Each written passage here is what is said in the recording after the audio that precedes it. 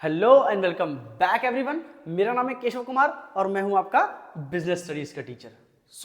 हमने chapter 12 consumer protection में consumer होता क्या है, उसका मीनिंग, ठीक है, कंज्यूमर की क्या क्या रिस्पॉन्सिबिलिटीज बनती हैं, ठीक है, कंज्यूमर के क्या क्या राइट्स हैं, वो लीगल राइट्स हमने सारे पढ़ लिए हैं, जैसे कि right to safety, right to information, right to seek redressal, ठीक है ना। तो ये सारी इंफॉर्मेशन हमने सारी पढ़ ली है बेसिकली। तो मूविंग टुवर्ड्स, अब अभी तक हमने ये समझा था कि वो उसके क्या क्या राइट्स थे। अब लेकिन अब प्रॉब्लम आती है कि वो राइट मांगने जाएगा कहाँ पे। तो पार्ट 2 में हम यही पढ़ने वाले हैं कि बेसिकली जो कंज्यूमर के साथ साथ अगर कोई कंपनी एक्सप्लॉइटेशन करती है, कोई माल प्रैक्टिस करती है, कोई हैजार्डियस एक्टिविटी करती है अगर, तो वो जो कंप्लेन है, वो जो कंज्यूमर है, वो कंप्लेन कहाँ फाइल करेगा एंड प्रोसीजर क्या होगा उसका। तो बेसिकली आज हम उन एजेंसीज के बारे में पढ़ेंगे, उन कमीशंस के बारे में पढ़ेंगे जहां पे कंज्यूमर जो है इफ ही और she have any type of complaint regarding any company और एनी प्रोडक्ट और सर्विसेज, तो वो अपना कंप्लेन कहाँ पे फाइल करेगा जाके। तो उन एजेंसियों के बारे में समझते हैं थोड़ा सा। तो स्टार्ट करते हैं चैप्टर का आगे का पोर्शन और देखते हैं कि क्या है। तो देखो, कंज्यूमर तो पता ही होगा आप लोगों को कंज्यूमर क्या होता है, ठीक है ना। एक वो इंसान जो अपनी वांट्स को सेटिस्फाई करने के लिए गुड्स एंड सर्विसेज को अवील करता है, गुड्स को खरीदता है, ठीक है ना, उसी को हम कंज्यूमर कहते हैं बेसिकली। उसके लिए वो सर्टेन अमाउंट ऑफ मनी पे करता है सेलर को, ठीक है, या फिर प्रॉमिस करता है पे करने के लिए। यही हमने पढ़ा था पार्ट 1 में बेसिकली, ठीक है ना। तो अब देखो, वो जो राइट टू सीक रेड्रेसल, तो उसमें क्या था कि वो कंप्लेन फाइल करेगा। दो राइट्स थे देखो मेरे पास, राइट टू रिप्रेजेंटेशन और राइट टू सीक रेड्रेसल। इन दोनों के बीच में यही डिफरेंस था बेसिकली। मैंने पार्ट 1 में भी बताया था आपको कि राइट टू रिप्रेजेंटेशन का मतलब होता है कि अगर कोई कंपनी किसी कंज्यूमर के साथ किसी भी तरह का कोई भी फ्रॉड करती है या कुछ भी ऐसा करती है, माल प्रैक्टिस या हैजार्डियस एक्टिविटी, तो वो अपने आप को रिप्रेजेंट कर सकता है in front of the court या in front of the legal bodies. तो वो तो रिप्रेजेंटेशन की एक एक्ट था, ठीक है। एंड नेक्स्ट था आपका राइट टू सीक रेड्रेसल, कि वो रिप्रेजेंट कर रहा है, उसके बाद वो कहेगा कि भैया मेरा कंप्लेंट फाइल करो और मुझे इसके बदले कंपनसेशन दो। तो जो कंपनसेशन का जो पोर्शन है वो आ जाता है राइट टू सीक रेड्रेसल। अब ये कंपनसेशन देगा कौन, कौन ऑर्डर देगा? तो वो 3 एजेंसीज थी मेजरली इंडिया में। 3 एजेंसीज हैं जो 3 लेवल पे काम करती है। नंबर 1 देखो district level, number 2 state level और नंबर 3 नेशनल लेवल पे। तो देखो मैं फिर से बता दे रहा हूं तो आप यहां लिख दो लीगल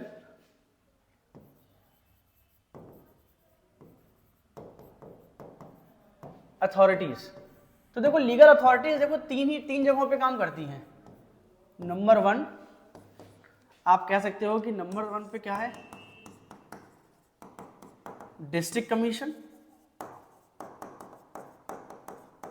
डिस्ट्रिक्ट कमीशन, ठीक, जो डिस्ट्रिक्ट लेवल पर काम करता है। जैसे मान लो हमारा जिला बरेली, शाहजहांपुर, कानपुर, मेरठ, तो ये जो जिले हैं, जिलों में जो काम करता है जिला प्रशासन, जैसे आप ना जिले में, ठीक है। Number 2 state commission.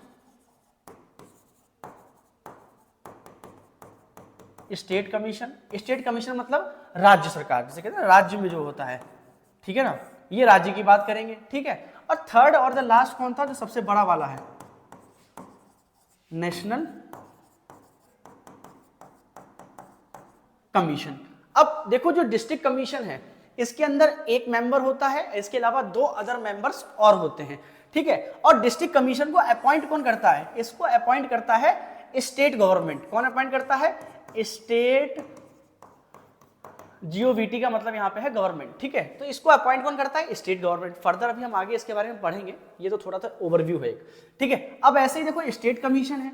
State commission में क्या, क्यों? अब भाई देखो एक बात से मान लो कि डिस्ट्रिक्ट कमीशन ने कोई रिपोर्ट दी या डिस्ट्रिक्ट कमीशन ने कोई जजमेंट दे दिया, ठीक है, कि भाई ऐसा ऐसा है कि भाई, अब मान लो उसके जजमेंट से वो कंज्यूमर या फिर वो कंपनी खुश नहीं है, उसको लगा कि नहीं मेरे साथ तो अन्याय हुआ है, ये जजमेंट गलत है, तो वो जजमेंट की अपील कहाँ करेगा? तो भाई जाहिर सी बात है इस जजमेंट की अपील कहाँ करेगा? वो स्टेट कमीशन के पास जाके करेगा। अब स्टेट कमीशन क्या करेगा? वो फिर से जो भी प्रोडक्ट या जो भी सर्विस है उसका क्या करेगा? एक टेस्टिंग कराएगा। अगर प्रोडक्ट है तो उसकी लेबोरेटरी टेस्टिंग होगी, और कोई सर्विस है तो उसकी भी जिस हिसाब से जो भी स्टैंडर्ड्स होंगे उसके हिसाब से उसकी टेस्टिंग की जाएगी, ठीक है ना।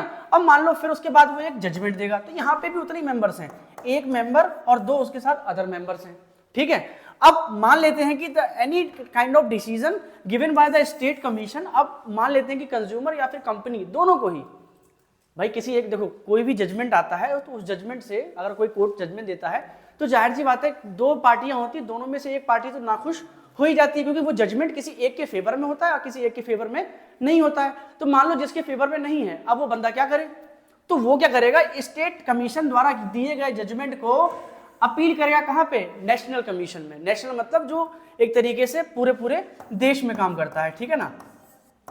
तो भाई वो यहाँ पे उसको अपील करेगा। अब फिर वही चीज क्या है, यहाँ पे देखा जाएगा तो यहाँ पे मेंबर्स थोड़े ज्यादा हैं।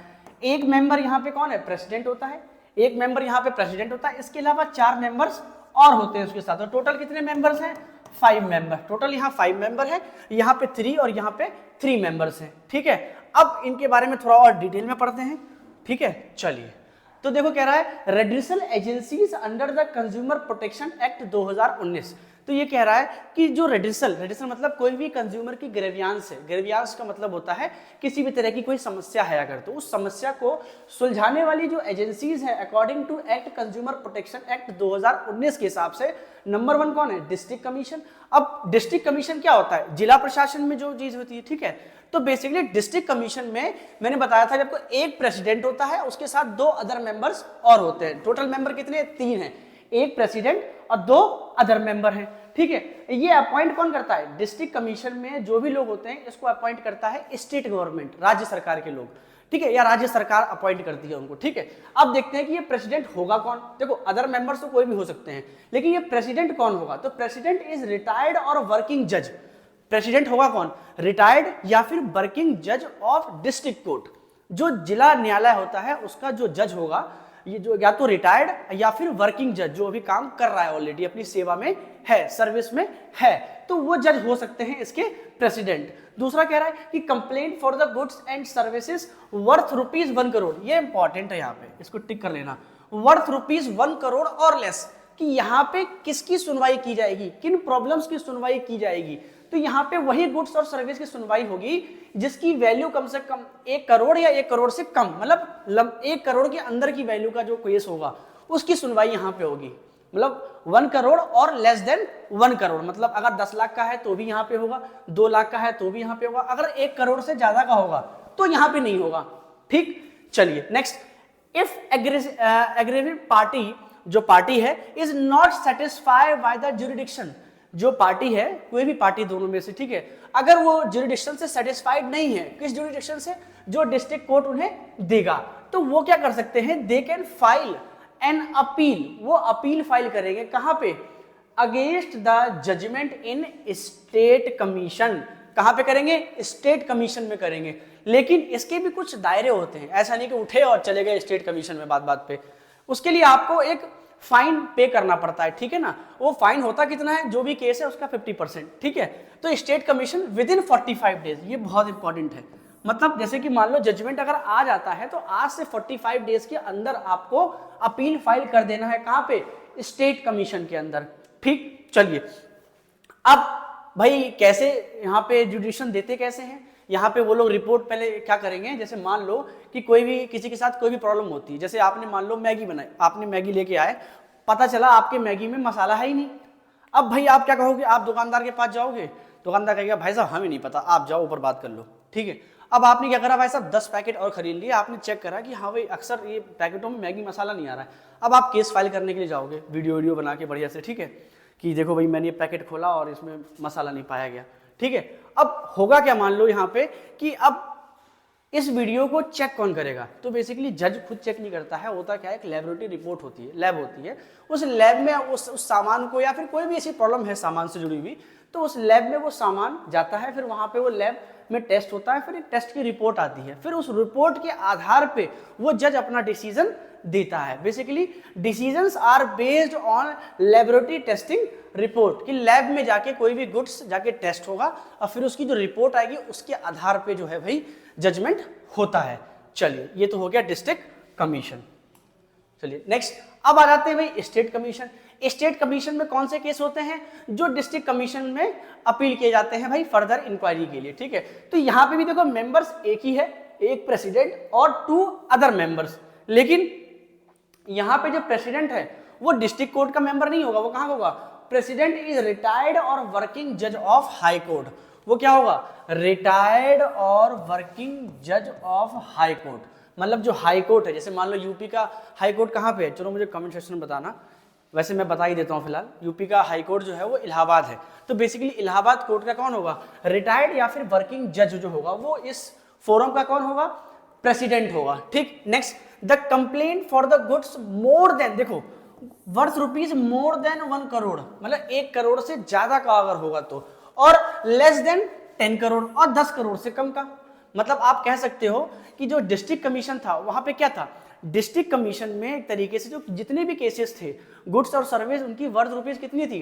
1 करोड़ और लेस देन 1 करोड़, मतलब 1 करोड़ या 1 करोड़ से कम की वैल्यू, ठीक है। लेकिन स्टेट कमीशन में जस्ट उसका उल्टा है, 1 करोड़ और मोर देन 1 करोड़ से लेके लेस देन 10 करोड़ तक। मतलब वही केसेस होंगे यहाँ पे जिन केसेस की वैल्यू जो होगी वो 1 करोड़ से ज्यादा होगी और 10 करोड़ से कम की होगी। उन केस या उन गुड्स और सर्विसेज के ऊपर यहाँ पे केस फाइल होगा, उनकी अपील यहाँ पे देखी जाएगी, ठीक है। नेक्स्ट, यहाँ पे भी देखो सेम है, decisions are based on laboratory testing reports, ठीक है। देखो कहीं पर भी भाई जाहिर सी बात है, कोई भी जज है वो जजमेंट देगा किसी भी गुड्स से रिलेटेड अगर, तो वो एक लैबोरेटरी टेस्टिंग तो कराएगा ही ना भाई। हर एक केस में टेस्टिंग तो होनी ही होनी है, ठीक है। If the party is not satisfied with the judgment, अगर जो पार्टी है वो जजमेंट से सेटिस्फाइड नहीं है तो वो अपना केस कहां फाइल करेंगे? वो अपना केस नेशनल कमीशन में फाइल करेंगे। कहां करेंगे? नेशनल कमीशन में।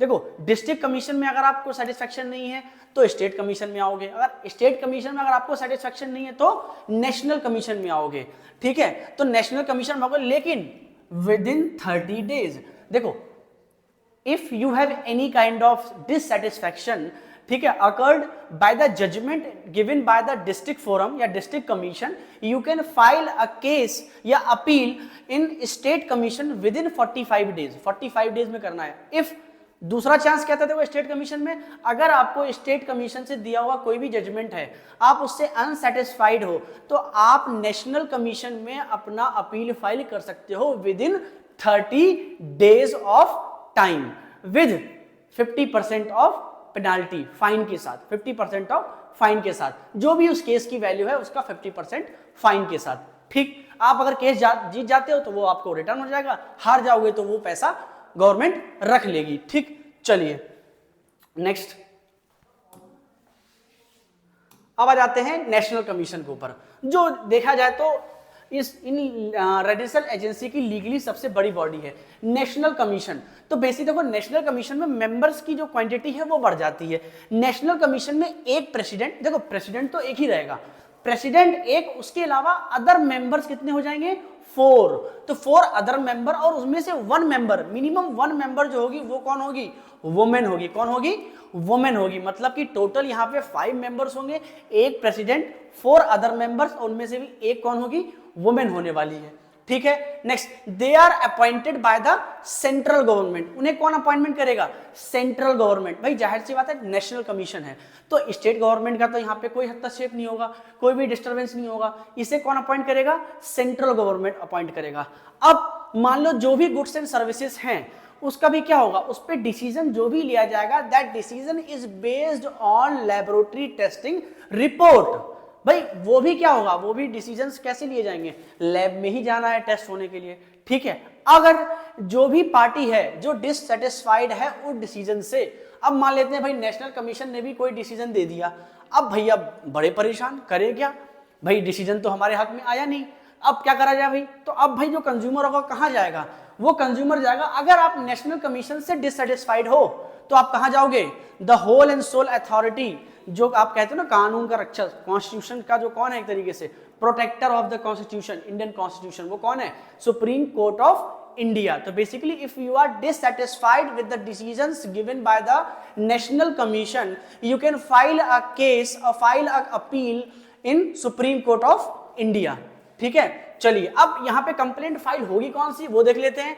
The complaints can be filed in national commission if the value of the complain और गुड्स एक्सीड्स ₹10 करोड़। मतलब यहाँ पे वही केस होंगे जिनकी वैल्यू 10 करोड़ से ज्यादा होने वाली है। ठीक है, चलिए तो यहाँ पे ये तो देखो खत्म होता है कि डिस्ट्रिक्ट कमीशन, स्टेट कमीशन और नेशनल कमीशन के बीच का डिफरेंस क्या है। एक मैं छोटा सा डिफरेंस और आपको दिखा देता हूं। अभी सर्च कर लेते हैं 1 मिनट में।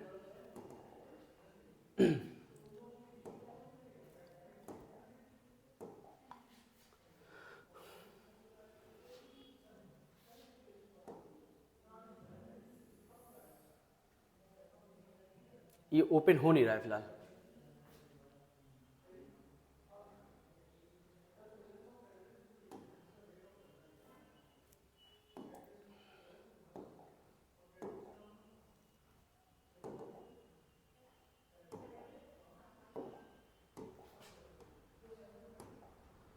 हम इन दोनों, देखो ये रहा इसका डिफरेंस। मैं एक बार डिफरेंस दिखा देता हूँ आपको फिर से अच्छे से।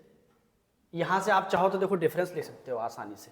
देखो क्या कह रहा है डिफरेंस, एक बार इस डिफरेंस को समझ लो अच्छे से, चीज़ें आसान हो जाएंगी। देखो ये देखो आपका रहा डिस्ट्रिक्ट फोरम, स्टेट या डिस्ट्रिक्ट कमीशन, स्टेट कमीशन और नेशनल कमीशन। ठीक है, अब देखो तीनों में तो क्या है, कोई भी डिस्प्यूट होगा एट डिस्ट्रिक्ट लेवल। अगर डिस्ट्रिक्ट लेवल पे कोई भी डिस्प्यूट होता है अगर, तो वह कहाँ होगा, डिस्ट्रिक्ट फोरम में होगा।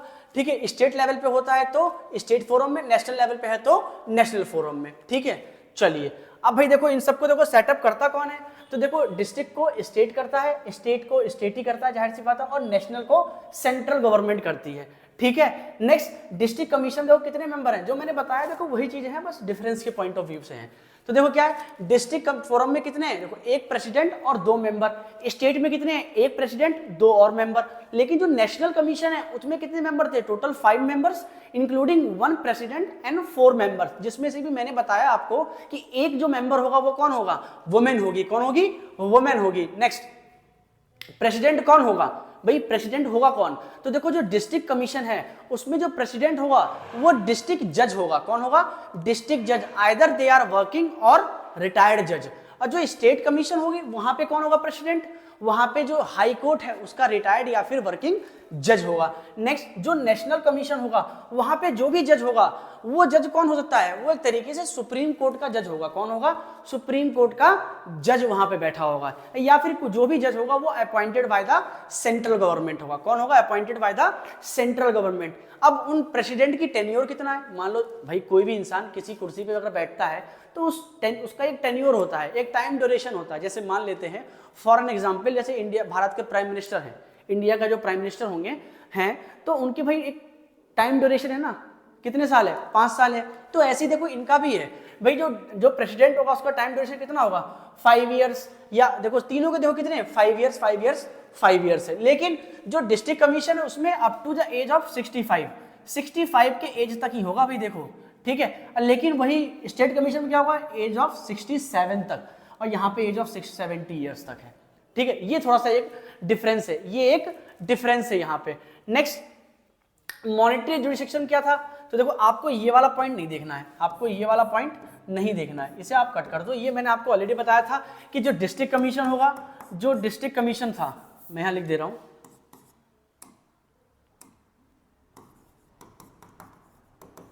जो डिस्ट्रिक्ट था, जो स्टेट था, जो नेशनल है, इन तीनों के बीच में क्या था, देखो इसमें जो भी वैल्यू थी, इसमें जो भी वैल्यू थी, ये वैल्यू क्या थी, एक तरीके से up to 1 crore, up to 1 crore, 1 crore रुपए तक। इसमें क्या था, 1 crore to less than 10 crore, 1 crore से लेके 10 करोड़ तक की वैल्यू का था। और नेशनल में क्या था, एक्सीड्स गुड्स वैल्यू 10 करोड़। कितना होगा, 10 करोड़। कितनी वैल्यू होगी, रुपीस, यहां लगेगा साइन, रुपीस 10 करोड़। अगर 10 करोड़ से ज्यादा है तो देखो ये बेसिकली कुछ डिफरेंस है यहाँ पे। ठीक है, चलिए इनके जुरिडिक्शन एरियाज क्या होंगे भाई, डिस्ट्रिक्ट का क्या एरिया होगा, डिस्ट्रिक्ट पर्टिकुलर डिस्ट्रिक्ट होगा, स्टेट का एक particular state with in the boundary line of the state, जैसे कि उत्तर प्रदेश है तो उत्तर प्रदेश के सारे राज्य उसके अंदर आए, सॉरी उत्तर प्रदेश के सारे डिस्ट्रिक्ट उसके अंदर आने वाले हैं। और नेशनल कमीशन अगर है तो वो तो भाई with in the boundary line of the nation, मतलब पूरे नेशन में कहीं का भी कोई सा मामला हो वो वहां पे सुलझाया जाएगा बेसिकली। चलिए एक और यहाँ पे था, देखो वैल्यू ऑफ कंप्लेंट, ये भी आप एक बार देख लो, एक बार इसको भी देख लो। वैल्यू ऑफ कंप्लेंट जो भी मैंने नीचे लिखवाया है वही है, मैं यहाँ लगा दे रहा हूँ इसको, आप चाहो तो इसको नोट कर लेना। देखो ये कंप्लेंट्स की कुछ वैल्यूज हैं, यहाँ लगा देता हूँ मैं, तीनों कमीशन के कंप्लेंट के कुछ वैल्यूज हैं यहाँ पे, ठीक है, तीनों के हैं, ठीक है ना। और डिफरेंस भी है कि 1986 में जो एक्ट था वो एक्ट और 2019 में जो एक्ट बना उनके बीच में क्या डिफरेंस है, तो आप वो डिफरेंस भी अच्छे से समझ सकते हो, ठीक है ना। चलिए तो इसी के साथ देखो हमारा जो ये चैप्टर है ये कंप्लीट होता है। यहाँ पे हमने कंज्यूमर प्रोटेक्शन एक्ट पूरा 2019 का पढ़ लिया कि क्या इंपॉर्टेंस थे, क्या लीगल अथॉरिटीज है कंज्यूमर की, उसके क्या इंपॉर्टेंस थे, क्या रिस्पॉन्सिबिलिटीज है, और रेड्रेसिंग एजेंसीज कि वो कौन कौन से एजेंसीज हैं जो अगर कोई भी ग्रीवियंस अगर होता है किसी भी कंज्यूमर के साथ तो वो किसके पास जाके कंप्लेन करेंगे और उनको उसको कंपनसेशन कैसे मिलेगा बेसिकली। तो होप आपको ये चैप्टर अच्छे से समझ में आया होगा। और हमने आज बिजनेस स्टडी क्लास 12 का पूरा सिलेबस कंप्लीट कर लिया है। होप आप अच्छे से पार्ट चैप्टर 1 से लेके चैप्टर 12 तक का आपका सफर अच्छा रहा होगा। कोई भी प्रॉब्लम हो तो you can give me a comment, ठीक है ना, इफ इन एनी वीडियो, ठीक है ना। हम कोशिश करेंगे कि अपनी अगली वीडियो जल्द से जल्द आपके लिए लेके आए और उसमें जो भी समस्या होगी उसको सॉल्व करने वाले हैं। चलिए, thank you and have a nice day.